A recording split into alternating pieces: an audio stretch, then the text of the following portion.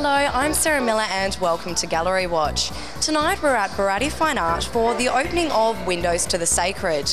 This is a special showcase of the expression of esoteric art by a range of international and historical artists. Let's go take a look.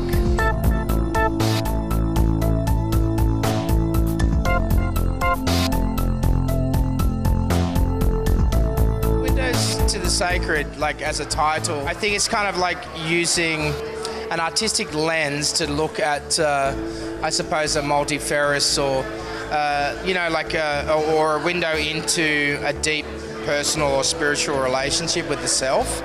At least, it can be framed in a number of different ways, but I think that's, through artistic expression, people get an insight through other people's creativity into maybe an aspect or a deep sort of aspect of self.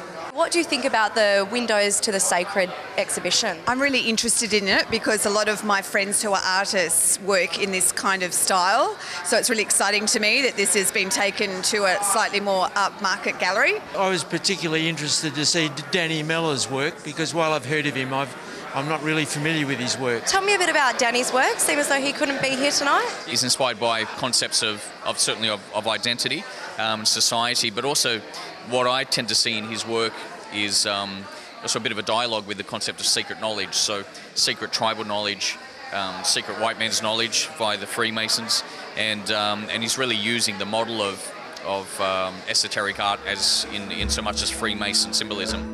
The contrast between the Indigenous people in both, or Indigenous objects in both items and the Western, the lodge sort of background is really interesting. The fact that he can mix both Masonic symbology and also the fact that he brings Aboriginal symbology into the foreground and mixes the both and the connections to both of them. I find that one in particular, it's to me wound up to the point of breaking. It's almost like a spring that's in there that's at breaking point because of our history, mainly because of that. I think it's because of our history that it carries the power that it has. Obviously, there's the colonial influence and there's the Aboriginal. Just the way it's depicted and it's so well drawn.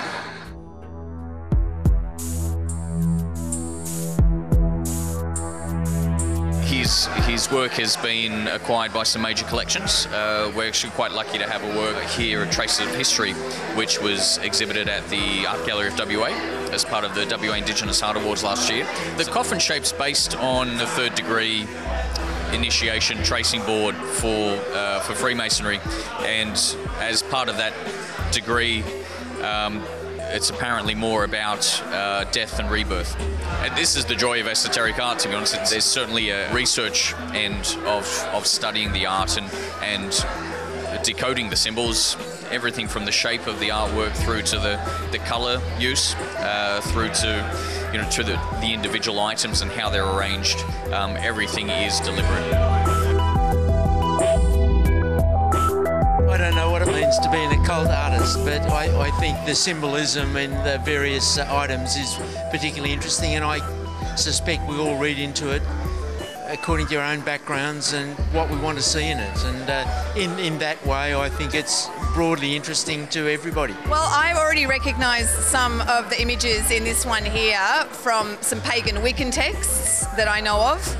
So I would imagine he'd be into reading lots of old philosophy and sociology and that sort of thing. I think it means bringing back something that people don't know about. So I think it's really good to have that put in the view, where you're not going to get burned at the stake now, hopefully. This image is from Legion 49, which is a book I published. But in that book, I was looking at magical circles and circles of conjuration. So there's some maybe more explicit occult or esoteric elements I think that people might recognise without even recognising them. Without going into it too much, one of the premises is that to extract words into a visual form, it communicates directly with the subconscious rather than the conscious, because if you could read it, you'd already have a constructed meaning. So each one of these symbols, actually every symbol on there is pictorial abstraction of a word. A lady was telling me earlier that she recognises some of the symbols in this one. They're purely created. There might be some resonances that she might have with some, but they're not. They're a creation that happens through an abstraction of letters and pulling it in. But it's kind of interesting because people sometimes have an identification or they sort of go, oh, I've seen that before. And I think that's one of the other sort of things about esoteric or occult traditions is that it's part of the bedrock of the Western archetype and the Western psyche. So people do sort of kind of like recognise things or something, even when they don't think that they might not. Fascinated by Barry William Hale's Legion 49. I just think it's such a clever take on the old grimoire tradition and the way that he's basically taken the ancient texts of the Renaissance grimoires and the old spell books, and he's blended it with the Mexican paper cut tradition, and he's ended up with something that's extremely contemporary. Tell me about the process of actually creating these pieces. All of my work comes from actual esoteric practice, and so this image was first drawn on a floor when I'm doing a magical ritual. The colour blue is like a personal family sort of story. My grandfather, I think to entertain his umpteen dozen grandchildren used to always sort of say, you need to go out and I'll give you $1 if you find the blue-ass fly. And I'd search for it high and low, like I'm sure most of my cousins did. And I found it. There's a connection with a personal mythos from my childhood and a relationship with Beelzebub, which is who's the Lord of the Flies. And so that's why I chose, like a blue colour as a sort of, so it's a connection with my esoteric research, but also sort of locks into a childhood family story. So where did the idea of combining pieces from historical and modern day artists come from?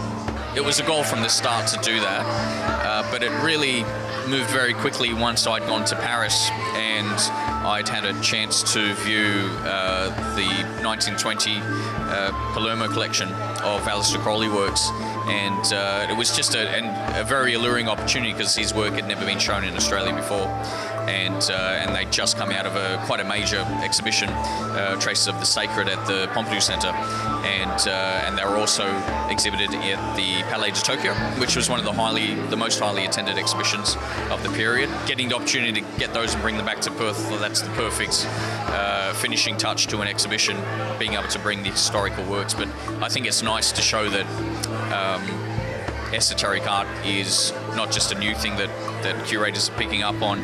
It does have a history.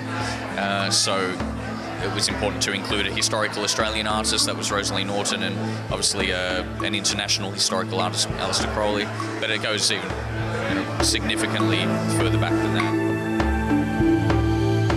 I had to bring you over to Aleister Crowley's painting because so many people here tonight have mentioned him and are very inspired by him. He was just a big character of the 20th century, and he's one of these guys that just captured a lot of people's imagination for good reasons and for bad reasons. He was also a published poet and influenced a lot of people through his writing, but it was really his work in the esoteric field as a ceremonial magician and a writer that really, I think, has resonated with people over the years. And he's influenced a lot of art, a lot of music, and a lot of film.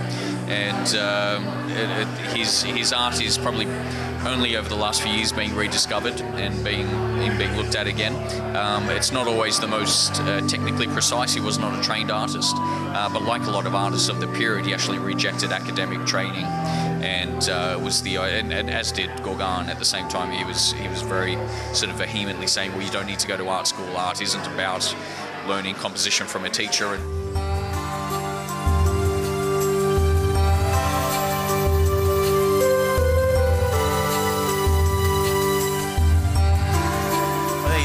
Exposure for me anyway to the esoteric art world, and there's some really good diverse pieces of work here as well. The world should be exposed to more forms of art. If you look at Renaissance art, it's all spiritual and divine. This is just spiritual and divine but with a newer interpretation, so rather than pop art and all that sort of stuff, thoughtful art should be seen like this. What would you tell people about esoteric art? think surrealism with a meaning.